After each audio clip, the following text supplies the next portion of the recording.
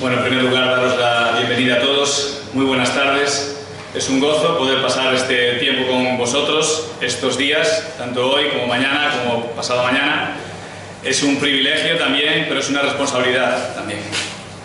Cuando abrimos la palabra del Señor, realmente tenemos que tener en cuenta que lo que tenemos delante no es ni más ni menos que el mensaje del Dios vivo y verdadero. Y que exponer la palabra de Dios no es otra cosa que estar diciendo, así dice el Señor. Y eso es una responsabilidad enorme. Es una responsabilidad para la que uno nunca acaba de estar completamente preparado. Es una responsabilidad para la que uno tiene que estar dependiendo de la misericordia del Señor y uno tiene que estar dependiendo también de la capacitación del Espíritu Santo. Cuando una persona se pone delante de un púlpito, abre la palabra de Dios y expone la palabra de Dios, lo último que puede pensar es que por sus propias fuerzas va a poder lograr aquello que Dios quiere lograr con su palabra. Dios va a lograr lo que quiere lograr con su palabra, aun si las piedras tuvieran que hablar. Con lo cual, aquel que es el medio para llevar la palabra de Dios no es más que un privilegiado en poder ser el mensajero de Dios. Y me gustaría en esta tarde y en este fin de semana que tuviésemos en cuenta principalmente esto. La palabra de Dios es la que debe de estar en el frente. La gloria de Dios es la que debe estar presente en nuestras mentes. Vamos a estar viendo algunos textos en el libro en la epístola de Primera de Timoteo. Y es una epístola tremendamente interesante. Es una epístola en la que Pablo tiene que lidiar con problemas serios en una iglesia. No hay iglesia sin problemas. No hay iglesia sin problemas. Yo vengo de una iglesia en Vigo, la iglesia Gracia Soberana, como Juan bien dijo ahora hace un momento. La iglesia se llama Gracia Soberana porque hemos tenido que cambiar de local varias veces. Antes teníamos, pues como eran las iglesias de hermanos de toda la vida, ¿no? Tenemos el nombre de la calle, y si no, del barrio. Pero como hemos tenido que cambiar de local 3 veces, era cambiar 3 veces de nombre de iglesia, y dijimos, mira, vamos a poner un nombre que sea acorde a la teología de la iglesia o la doctrina de la iglesia, más que al lugar físico donde la iglesia está, ¿no? Nuestra iglesia es una iglesia que nació prácticamente, no voy a decir sin doctrina, pero sí con una teología muy limitada, muy limitada. La doctrina de la iglesia en la que yo he crecido se limitaba básicamente a la exposición clara, explícita del Evangelio. Y hay una cosa que es central y que nos ha ayudado como iglesia a desarrollarnos como iglesia, que es precisamente esto, que la única doctrina que de algún modo ha sido fundamental en esta iglesia durante los casi 40 años que tiene, ha sido la predicación fiel del Evangelio. Las personas que iniciaron esa iglesia la iniciaron como un punto de luz dentro de una ciudad donde ya había varias iglesias y de algún modo era, bueno, vamos a poner la iglesia aquí en un barrio donde no hay iglesia, vamos a hacer evangelismo, y es una iglesia que nació básicamente del evangelismo en la calle. La gran mayoría de las personas no son de, digamos, ascendencia evangélica, sino más bien todo lo contrario. Mi madre mismamente era católica acérrima. Yo estaba allí el día que le llevaron el Evangelio, y con el tiempo el Señor, por su gracia, me salvó a mí también.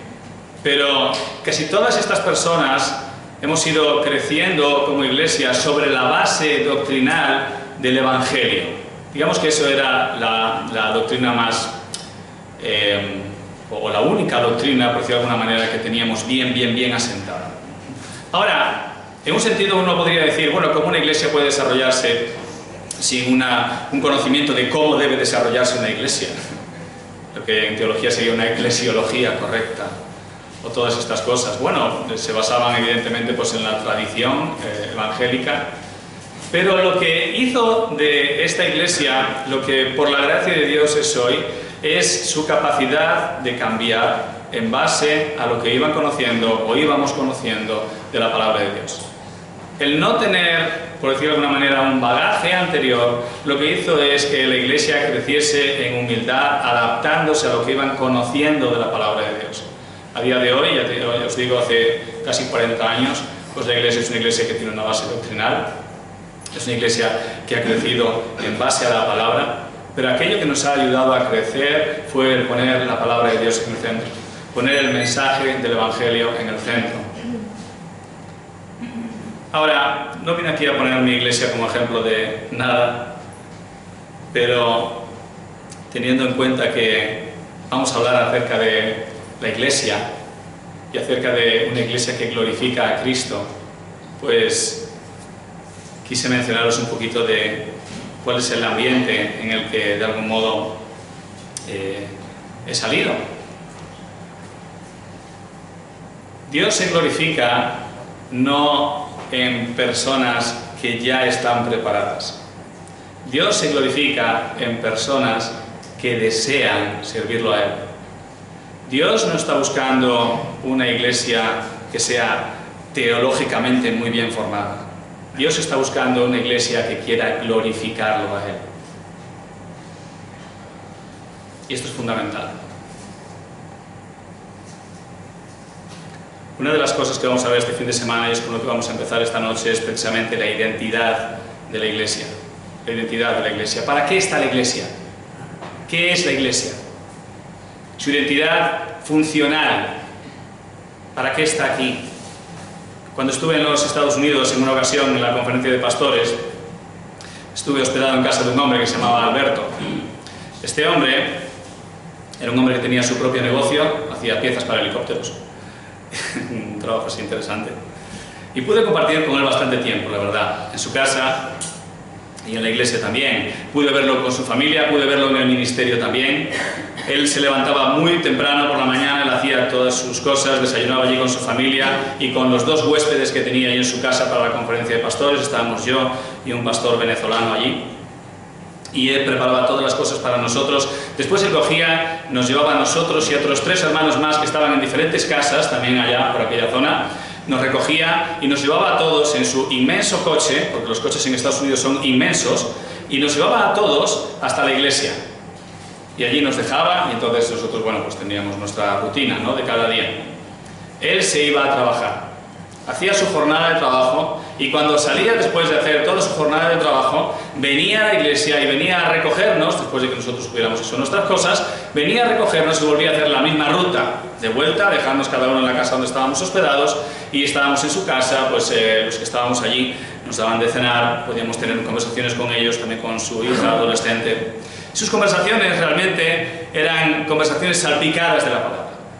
Era una familia que no lo pasó bien, no tuvo un pasado fácil por diferentes circunstancias, pero mostraba un testimonio que me hizo afianzar más todavía la idea que ya tenía de la iglesia a la que había ido, la iglesia de la que ellos eran miembros. Nuestro testimonio, la forma en la que vivimos dentro y fuera de nuestro círculo cristiano, va a mostrar la realidad de nuestro compromiso con la palabra. Va a mostrar si como parte de la familia de Dios estamos alineados con sus propósitos y si somos un reflejo de la obra de Cristo o si realmente estamos viviendo para nosotros mismos. Una religión vacía. Nosotros los cristianos somos llamados a ser el testimonio de Cristo evidenciado en nuestras vidas por la eficacia de la palabra de Dios en ellas. En el texto que vamos a leer en 1 Timoteo 3, versículos 14, 15 y 16, y que vamos a estar viendo entre hoy y mañana, Pablo expresa la razón por la que él escribe esta carta. Un deseo que le expresa a Timoteo y por ende también es un deseo que cada cristiano debiera tener. Él quería que Timoteo supiese cómo debe de vivir siendo parte de la familia de Dios que es la iglesia, teniendo en cuenta su identidad funcional, o dicho de otro modo, ¿para qué estaba aquí? Aquello que la iglesia es la carta de presentación al mundo de lo que Dios es. La iglesia es quien presenta al mundo y sostiene con su obediencia a la palabra la verdad del Evangelio. Pablo expresa estas cosas de manera progresiva, presentando primero el patrón de conducta de la familia de Dios, después la identidad o el propósito de la familia de Dios y finalmente la verdad que sostiene la familia de Dios. Vamos a dar lectura al texto. Primera de Timoteo capítulo 3, versículos 14 al 16. Dice: te escribo estas cosas esperando ir a ti pronto, pero en caso que me tarde, te escribo para que sepas cómo debe conducirse uno en la casa de Dios, que es la iglesia del Dios vivo, columna y sostén de la verdad. E indiscutiblemente, grande es el misterio de la piedad. Él fue manifestado en la carne, vindicado en el Espíritu, contemplado por ángeles, proclamado entre las naciones, creído en el mundo, recibido arriba en gloria. Señor, te damos gracias porque en esta tarde podemos abrir tu palabra y extraer de ella, Señor, lo que tú quieres dar a tu iglesia. Queremos rogarte, Señor, que tú dirijas este tiempo para que aquello que sea dicho sea conforme a tu palabra, Señor. Y que tu iglesia, Señor, sea nutrida con tu palabra, Señor. Y que tú seas glorificado por medio de tu iglesia, Señor. Y, Señor, ruego que por tu Espíritu, Señor, tú me guíes y me capacites, Señor. Tú dirijas cada palabra, Señor, que salga de mi boca, para que en ningún momento, Señor, tu nombre sea manchado, Señor, sino todo lo contrario, Señor, que tú seas glorificado. En el nombre de Cristo Jesús lo pedimos todo y te damos gracias. Amén. Este texto está funcionando como un pivote en medio de la carta.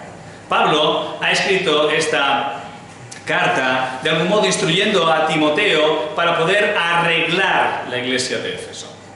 La iglesia de Éfeso era una iglesia que había nacido bien, una iglesia que había nacido teológicamente bien fundamentada. Y tanto que estaba bien fundamentada, Pablo se había pasado casi 3 años con ellos, dándoles todos los fundamentos de la fe cristiana. Casi 3 años. Pero a lo largo del tiempo, esta iglesia tuvo algunos problemas que se pueden ver en el primer capítulo. Y es que el liderazgo de la iglesia consideró que era más importante su propio nombre que la iglesia que estaban llamados a edificar. Dice en el capítulo 1, versículo 3, como te rogué al partir para Macedonia, que te quedaras en Éfeso, para que instruyeras a algunos que no enseñen doctrinas extrañas, ni presenten atención a mitos y genealogías interminables, lo que da lugar a discusiones inútiles, en vez de hacer avanzar el plan de Dios, que es por fe. Así te encargo ahora. Es decir, había algunos allí que enseñaban doctrinas extrañas. La palabra extraño aquí no quiere decir algo raro, quiere decir algo que es de fuera, algo que no pertenece a la iglesia, algo que no pertenece a la palabra de Dios. Alguien estaba enseñando cosas que no eran la palabra de Dios en la iglesia. ¿Con qué motivo?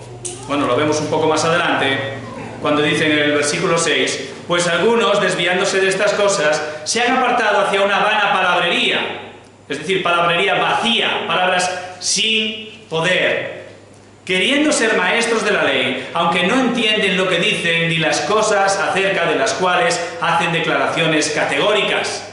¿Por qué digo palabras sin poder? Porque el Evangelio de Dios tiene poder para salvación, pero toda aquella palabra que es extraña a la palabra de Dios no tiene este poder, no tiene la capacidad de afectar a aquel que es oyente, ni tiene la capacidad de afectar a su alma, ni de transformarlo, ni de traerlo a Cristo, ni de transformar su vida. No tiene esta capacidad.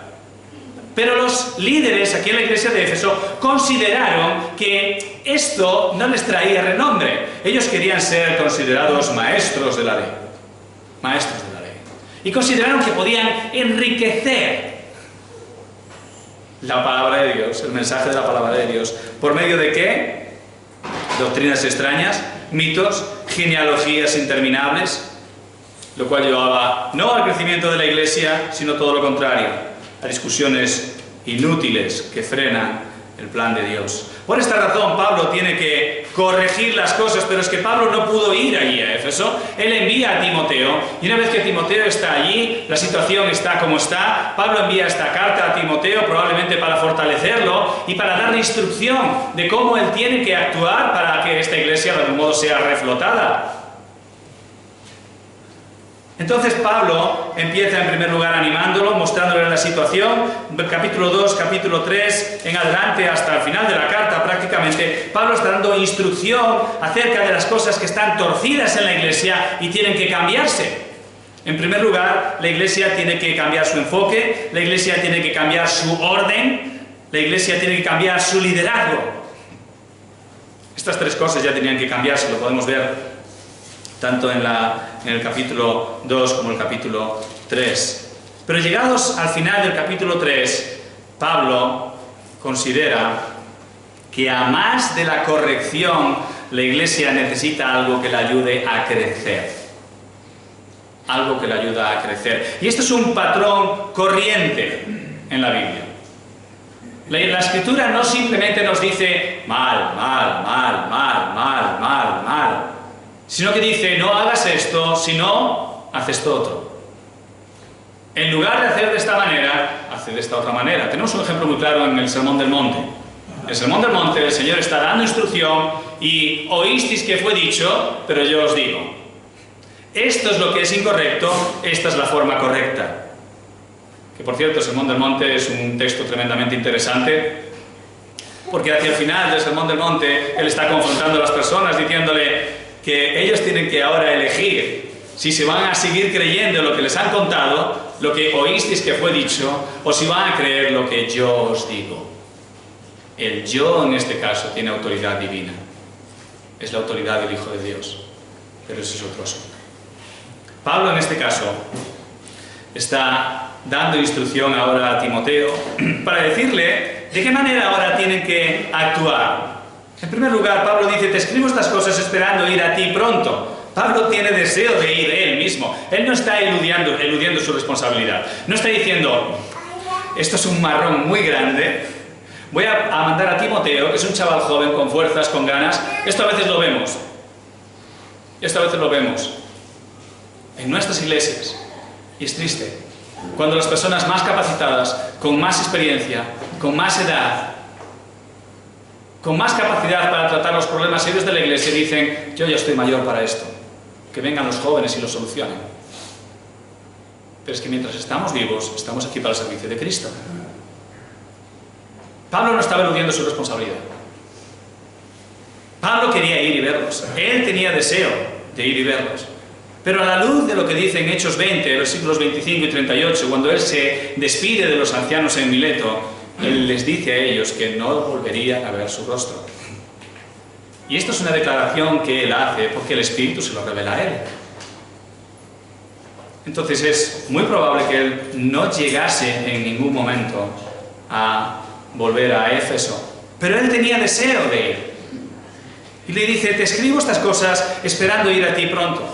Pero en caso que me tarde, te escribo para que sepas cómo debe conducirse uno en la casa de Dios, que es la iglesia del Dios vivo, columna y sostén de la verdad. Y esto es todo lo que vamos a ver esta tarde. Son dos versículos poderosísimos, poderosísimos. En primer lugar, Pablo habla del patrón de conducta de la familia de Dios. Pablo quería que Timoteo, y por su testimonio también la iglesia, supiese cómo debe vivir un creyente en la familia de Dios. En la familia de Dios, y esto es importante.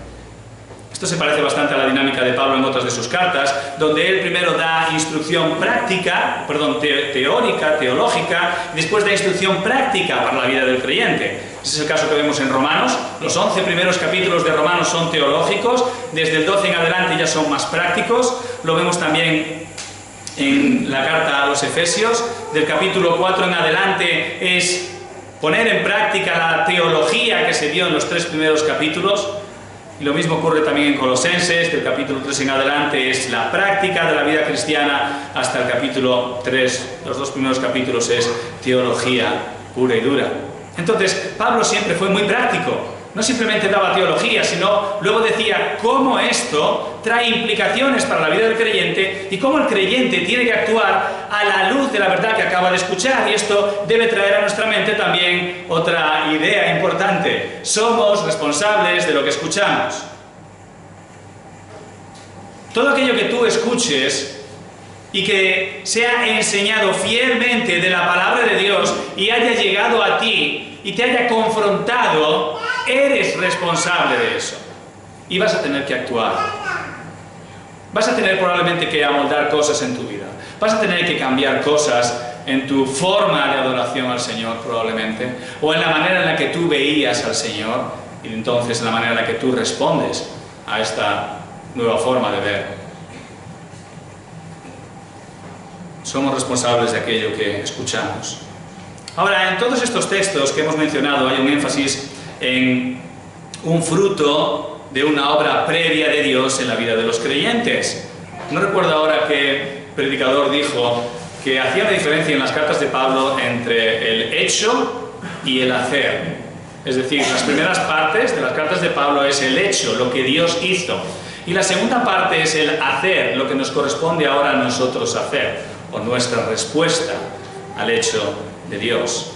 Ahora, nunca, y esto es importante, nunca se trata de conductismo, no se trata de buscar una conducta moral despegada de una relación estrecha con Dios. Nuestra forma de actuar siempre tiene que fluir de nuestro amor al Señor y nuestro deseo de glorificarlo a Él. Si lo único que queremos es cambiar nuestra conducta moral, entonces lo único que estamos haciendo es aplicar religión, moralismo, y esto no es lo que el Señor está demandando de nosotros. Todo cambio en la vida del creyente debe estar basado en la obra del Espíritu Santo en la vida de éste. Ahora, la preocupación de Pablo en el texto presente que tenemos nosotros ahora aquí delante, en 1 Timoteo capítulo 3, versículos 14 y 15, va más allá de de la conducta personal o de aquellas cosas que la persona tiene que cambiar en sí misma en respuesta a lo que Dios ha hecho. Él va un poco más allá. Él expresa claramente cuál es su preocupación. Él dice que sepas cómo debe conducirse uno en la casa de Dios, que es la iglesia del Dios vivo, columna y sostén de la verdad. Ahora, es importante entender aquí los términos.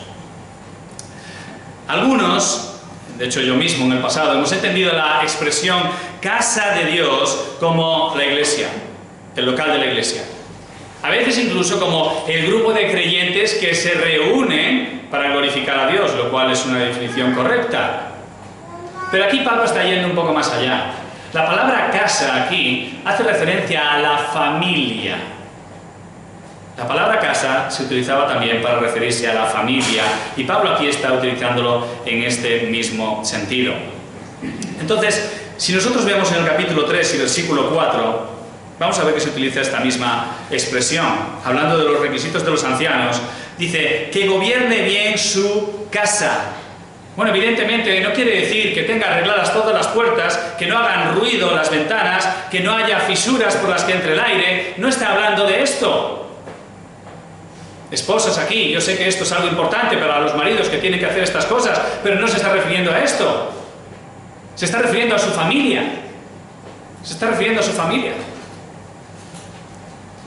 El hombre que va a gobernar la iglesia, en una pluralidad de ancianos, evidentemente como se ve en el contexto bíblico, debe primeramente saber gobernar su propia casa. Dice en el versículo 5, pues si un hombre no sabe cómo gobernar su propia casa, ¿cómo podrá cuidar de la iglesia de Dios?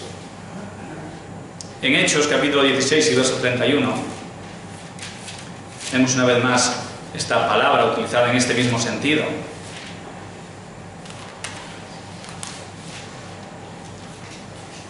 Hechos capítulo 16.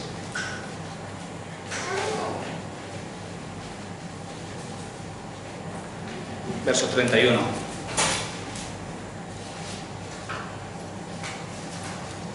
Dice, ellos respondieron, cree en el Señor Jesús y serás salvo, tú y toda tu casa. Tú y toda tu casa. En este caso, aquí no están diciéndole Pablo y Silas al carcelero, cree en el Señor Jesucristo y tú y el lugar en el que habitas. No, no está diciendo esto.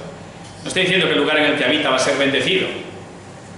De hecho, es triste porque dentro de la iglesia evangélica a día de hoy, del evangelicalismo a día de hoy, hay movimientos en los que parece que uno puede bendecir su casa, sus cosas, su coche, sus pertenencias. Esto tiene que ver mucho con el evangelio de la prosperidad, por supuesto, porque aquí el énfasis está en las cosas y no en Dios. Pero aquí no está hablando de esto, ¿verdad? Él está hablando de su familia. Cree en el Señor Jesucristo y serás salvo tú y toda tu familia. Entonces, Cuando Pablo está utilizando en este contexto, en el contexto de 1 Timoteo, la palabra casa, la casa, la iglesia, que es la casa del Dios vivo, la casa del Dios, perdón, que es la iglesia del Dios vivo, está hablando de la familia de Dios, de la familia de Dios. Y esto trae otro concepto importante para nosotros. No existe el individualismo en la iglesia. No existen cristianos que puedan vivir su cristianismo aparte de la iglesia. Y lo que Pablo se está ocupando aquí ahora mismo no es simplemente de tu santificación personal. Aquí Pablo está tratando de cuál es tu comportamiento en tanto que eres representante de la familia de Dios. Representas la familia de Dios, formas parte de la familia de Dios. Y la forma en la que tú te comportas va a traer o buen nombre a la familia de Dios o va a traer mal nombre a la familia de Dios, lo cual implica que va a traer o buen nombre a tu padre o va a traer mal nombre a tu padre. Por eso es tan importante saber cómo uno debe de comportarse o conducirse en la familia de Dios. ¿Cómo se comporta uno en la familia de Dios? Si uno de mis hijos es conocido en el colegio por ser el gamberro del colegio, ¿cómo creeréis que me van a ver en el colegio a mí o a su madre? Yo recuerdo que cuando eran mis hijos pequeños, ahora son perfectos, no hacen estas cosas, pero cuando mis hijos eran pequeños estábamos en un campamento y Gus Pidal, no sé si lo conocéis, él es de la iglesia de León, mis hijos no sé qué montaron, liaron alguna y dijo: ¿dónde está el padre de estos niños? ¿Dónde está el padre de estos niños? La expresión es una expresión que él utiliza mucho de forma, bueno, pues bromista, pero que hace referencia a algo que es muy real. El comportamiento de esos hijos dice mucho de su padre. ¿Dónde está el padre de estos niños? Nuestro comportamiento como creyentes dice mucho de nuestro padre. Entonces tenemos que tener cuidado, porque evidentemente nuestro Padre es perfecto, nuestro Padre es santo, pero nosotros podemos estar llevando una fama a nuestro Padre que no es conforme a la verdad. Por esto es un asunto de tan gran importancia la que Pablo está tratando aquí. Te escribo estas cosas esperando ir a ti pronto, pero en caso que me tarde te escribo para que sepas cómo debe conducirse uno en la casa de Dios, que es la iglesia del Dios vivo. Esto es importante entonces para Pablo. El testimonio que demos de la iglesia, o como iglesia, es importante porque es el testimonio que damos de Dios mismo. Es su casa, es su familia, y Él no es un Dios más como el resto de los dioses que el mundo tiene. Él es el Dios vivo. Él es el Dios vivo. Y vamos a ver que hay un contraste aquí cuando Él se refiere a Dios como el Dios vivo.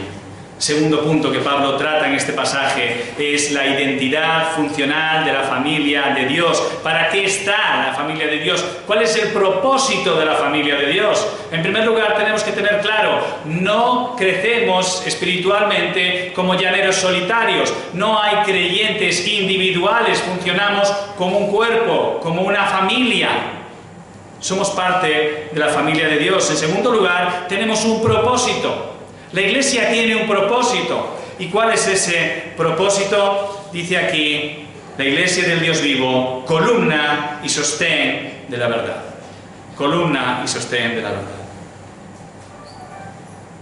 La iglesia no es un grupo de convertidos con el único objetivo común de reunirse los domingos por la mañana o los martes por la tarde o las demás reuniones y actividades semanales a las que nos comprometemos. La iglesia es iglesia cuando se reúne. Y es iglesia cuando cada uno de sus miembros está en su casa, o en su trabajo, o en la calle, o en sus quehaceres. Tú eres iglesia en cualquier momento de tu vida, desde que tú has sido salvado por Cristo. Tú representas al cuerpo de Cristo y representas a Cristo en cualquier momento de tu vida, siempre, siempre. ¿O es que acaso alguno pierde el derecho de ser llamado hijo de Dios cuando sale por la puerta y no está participando de la comunión eclesial? ¿O es que perdemos acaso nuestra salvación cuando no estamos reunidos?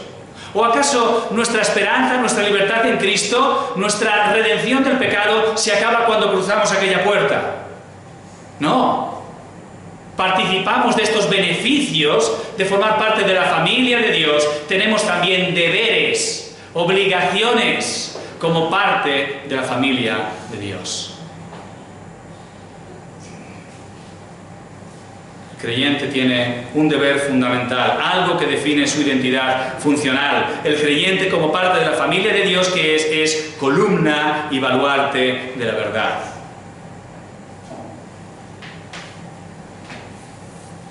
Ahora, en Éfeso estaba situado el templo de Diana o Artemisa. Seguramente recordáis aquel evento en el libro de Hechos cuando empezaron a predicar allí en Éfeso y estuvieron por 2 horas los efesios diciendo «Grande es Diana de los efesios, grande es Diana de los efesios», ¿verdad? Ellos creían que Diana era una diosa que había caído del cielo y lo tenían allí como en una piedra, era su cosa allí.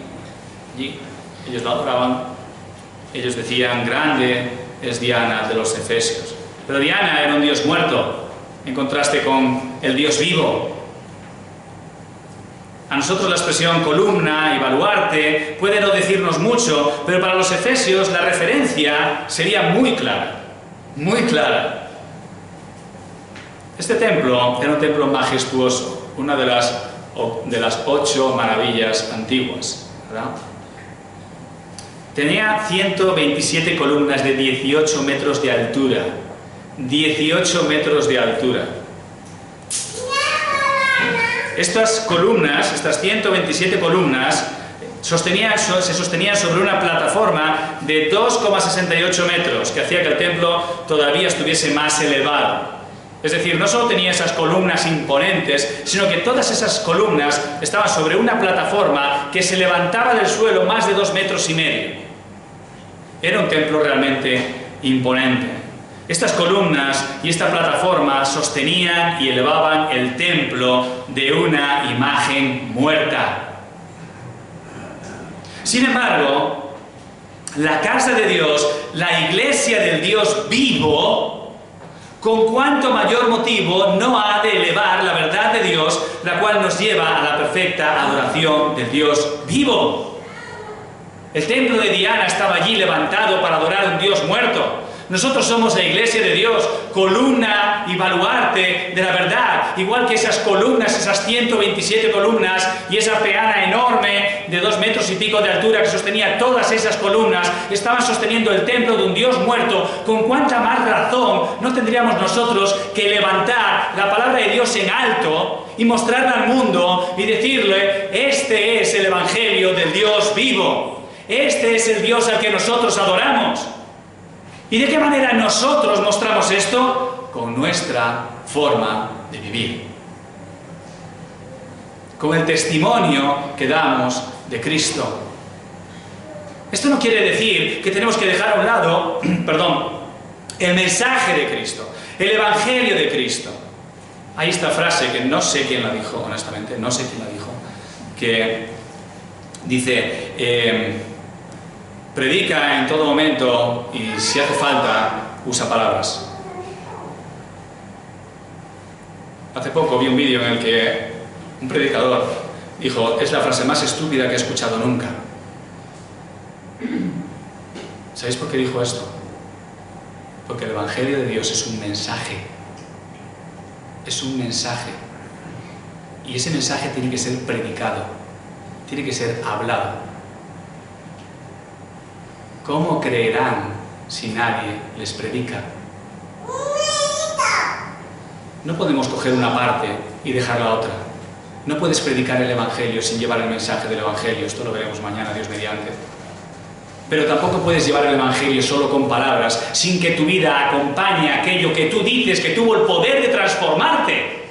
Porque ¿cómo puedes tú decir que el Evangelio de Dios tiene poder para salvarte, tiene poder para transformarte, tiene poder para hacerte algo distinto de lo que eras hasta ahora, cuando tú mismo no eres un reflejo de ese poder? Tú mismo estás negando la verdad que afirmas. Por tanto, no puedes separar ambas verdades.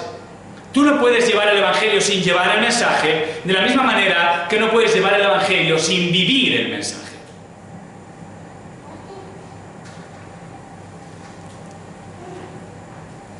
La Iglesia es en sí misma la que sostiene en alto y muestra a las naciones la verdad de Dios. ¿Cómo lo hace? Mostrando la eficacia de esa verdad en su propia vida. En su propia vida. Entonces, es evidente que hay una relación directa entre la manera en la que nos conducimos y el testimonio que damos de Cristo y de su palabra. Pero además de esto, además de lo que acabamos de decir, esto tiene implicaciones importantes que nos llevarán a entender la importancia de la verdad de Dios. Tú nunca vas a ser columna y baluarte de la verdad, nunca vas a poner en alto la palabra de Dios, nunca vas a decir, esta es la verdad de Dios, si tú mismo no estás convencido de que esto es verdad. Si tú mismo no conoces esta verdad, si tú mismo no profundizas en esta verdad y no experimentas cada día en tu vida el poder de esta verdad. Por eso es que esto tiene implicaciones en nuestra vida. Ser un creyente, formar parte de la familia de Dios, sostener en alto la verdad de Dios, implica que tú debes conocer la verdad.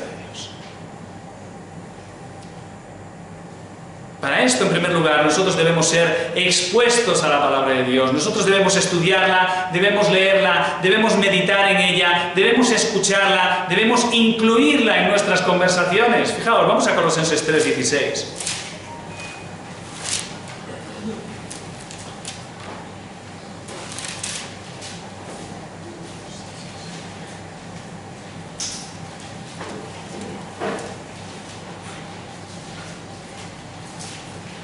Dice que la palabra de Cristo habite en abundancia en vosotros, con toda sabiduría, enseñándoos y amonestándoos unos a otros, con salmos, himnos y canciones espirituales, cantando a Dios con acción de gracias en vuestros corazones. Y todo lo que hacéis de palabra o de hecho, hacedlo en el nombre del Señor Jesús, dando gracias por medio de Él a Dios el Padre.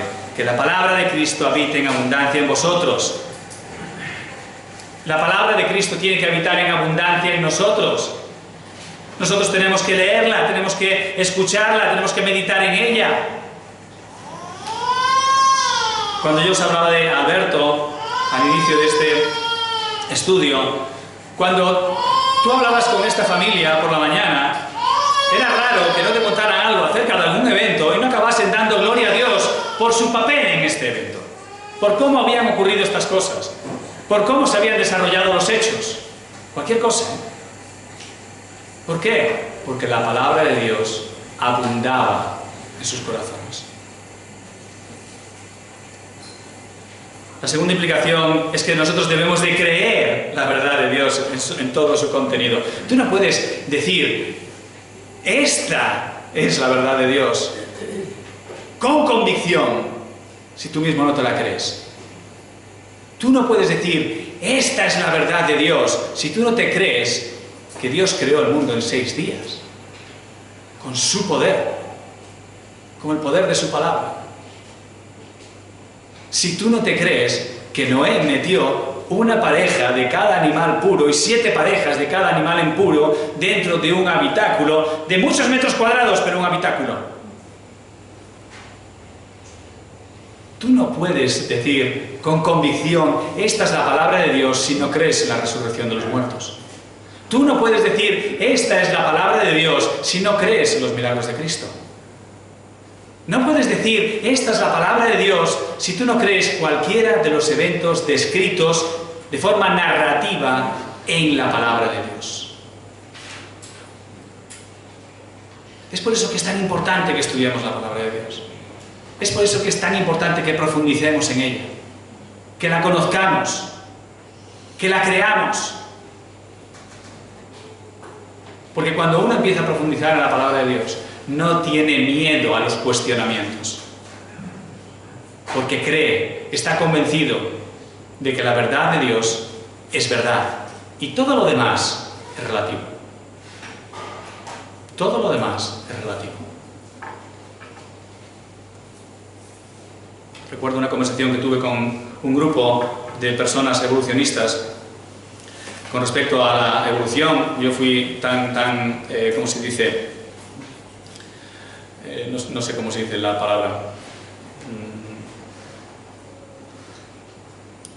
¿Cuándo se dice cuando una persona hace algo que es totalmente tonto, pero en su cabeza parecía otra cosa?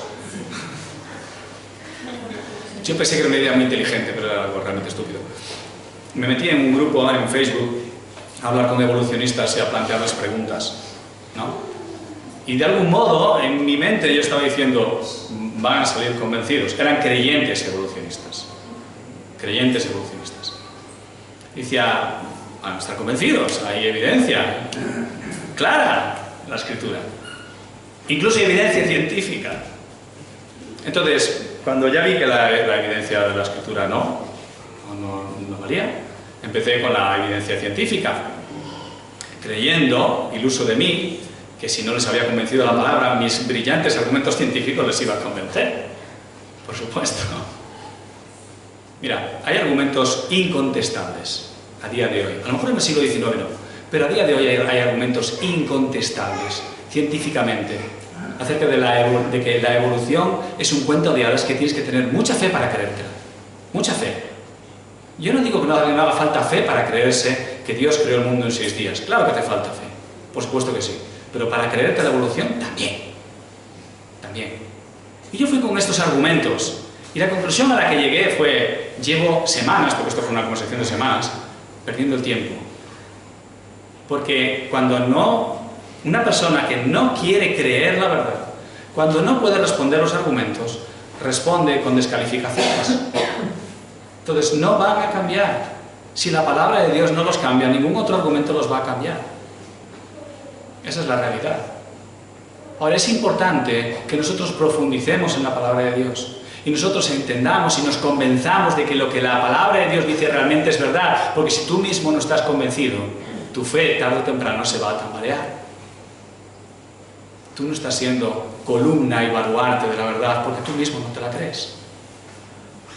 Y si una sola parte de la Escritura no es verdad, ¿qué te hace pensar que el resto de la Escritura sí lo es?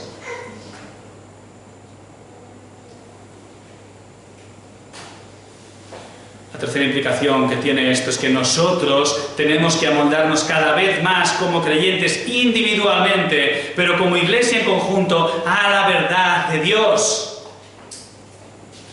Os comentaba al principio de la iglesia en la que he crecido. Honestamente, éramos ignorantes espiritualmente, salvo en aquello que es fundamental, que es el mensaje del Evangelio. Pero esto ha llevado a la iglesia a ir adaptándose a lo que iba aprendiendo en base a la palabra de Dios. No ha habido problemas por tener que realizar cambios en la iglesia. Cambios en las formas, cambios en, no sé, determinados puntos doctrinales, determinadas costumbres. ¿Por qué? Porque la iglesia, por la gracia de Dios, ha sido dócil a la palabra de Dios y se ha ido adaptando a la palabra de Dios. Evidentemente, todos luchamos con esto y toda iglesia lucha con esto. Es así. Todos luchamos con esto porque no somos perfectos. No hemos sido completamente santificados todavía. Pero somos llamados a esto.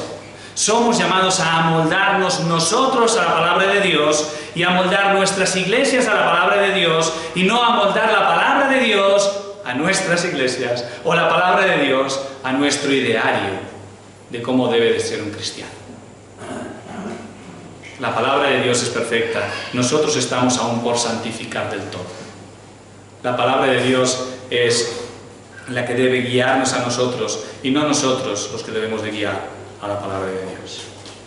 De ahí la importancia de que la iglesia tenga una teología sana, unas costumbres bíblicas, una conducta ejemplar, tanto en el ámbito individual como cuando nos reunimos como iglesia. Debemos ir amoldándonos, buscando esto, buscando que realmente cada vez más estemos viviendo de la manera que el Dios describe en su palabra. 1 Corintios, Pablo corrigió a la iglesia por sus conductas. También corrigió asuntos individuales, pero Pablo corregía a la iglesia por sus conductas como iglesia. Un ejemplo de esto lo tenemos en 1 Corintios 5.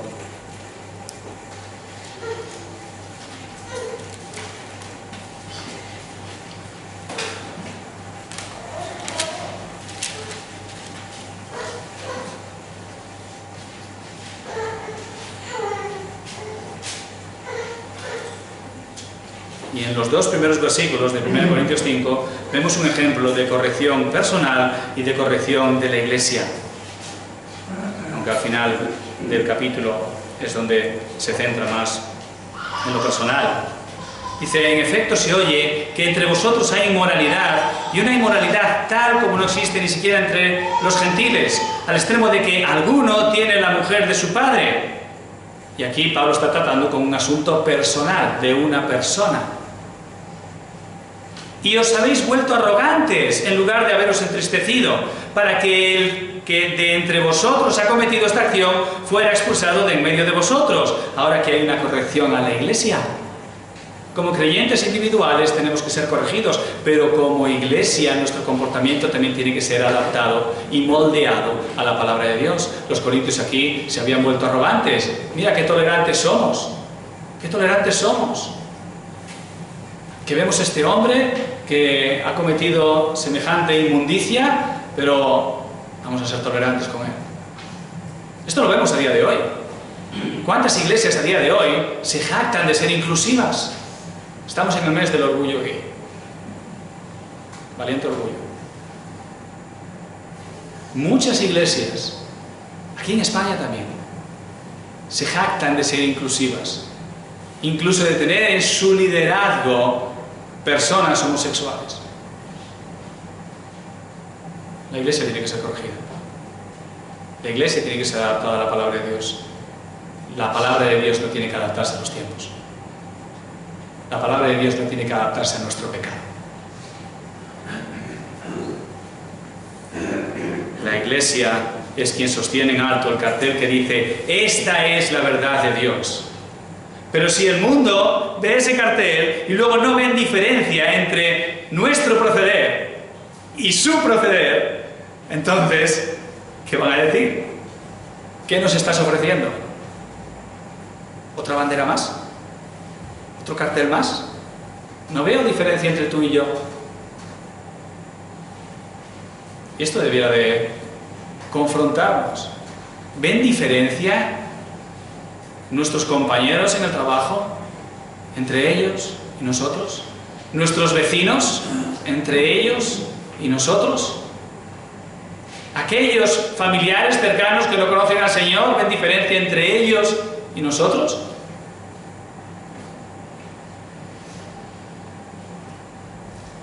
Hermanos, la Iglesia debe tener como prioridad la centralidad de Cristo y de su palabra. Su santificación, su sometimiento a la palabra y la proclamación a las naciones de esta verdad de Dios, que no es otra que el Evangelio de Cristo. Y como veremos mañana, Dios mediante, es triste ver cómo la Iglesia cada vez se vuelve más individualista y menos relacionada entre sí. Cada vez se ve menos la comunión. El otro día hablábamos de esto cuando partíamos el pan. Cuando participamos de la comunión, no estamos hablando simplemente de la comunión tuya con Cristo. Él dijo: cuánto he deseado tomar con vosotros esta copa. Nuestra comunión y nuestra comunión con Cristo son una sola comunión. No puede existir el individualismo en la Iglesia. Para quienes quieren esto, se hace real el hecho de ojos que no ven, corazón que no siente. Porque es mi vida personal, no te metas en mi vida personal, y mientras nos veamos de domingo a domingo, todo va bien. No pasa nada. Es mi vida, tú dedícate a lo tuyo. La Iglesia de Dios no funciona así. Porque tu testimonio me afecta a mí. Porque afecta a mi Padre. Hermanos, somos hijos de Dios, somos parte de su familia, somos parte de su casa, No tenemos la opción de formar parte de la casa y no preocuparnos de la fama del padre de familia. Y como hijos de Dios, tenemos la responsabilidad de levantar en alto el estandarte de nuestra familia. Esta es la verdad de Dios, el Evangelio de Cristo. Y yo quiero animaros a hacer lo que yo mismo no soy capaz de hacer. Y es trabajar en vuestra vida de tal manera que lleguéis a la perfección. No quiero decir que yo no pueda trabajar esto en mi vida, claro que sí, pero no puedo llegar a la perfección. Pero Dios demanda de nosotros la perfección. Dios demanda de nosotros la perfección. Nosotros tenemos que ser perfectos, completos. Nosotros tenemos que dar gloria a Dios con nuestra vida. Nuestra vida tiene que reflejar la obra de Cristo en nosotros, de manera que Cristo sea glorificado. De esta manera estaremos trayendo buen nombre a nuestro Padre y estaremos levantando en alto el estandarte de la verdad de Dios, siendo columnas y baluarte de la verdad. Señor, te damos gracias por tu palabra. Te damos gracias, Señor, porque tu palabra es viva, es eficaz, es más cortante que toda espada de dos filos, penetra hasta partir el alma, las coyunturas, los tuétanos. Qué versículo tan vívido, Señor. Tu palabra penetra en nosotros hasta que saca todo lo que hay dentro, Señor, y nos deja desnudos en tu presencia, Señor, de manera que no hay nada que podamos ocultar, Señor. Y queremos rogarte, Señor, que tú pongas en nosotros una carga fuerte por la fama de nuestro Dios, por el nombre de nuestro Padre. Que tú nos hagas adoradores fervientes, columnas, baluartes de tu verdad, que proclamen el Evangelio de Cristo, viviendo el Evangelio de Cristo, mostrando al mundo la transformación que el Evangelio de Cristo tiene el poder de hacer, para gloria de Dios Padre. En el nombre de Cristo Jesús. Amén.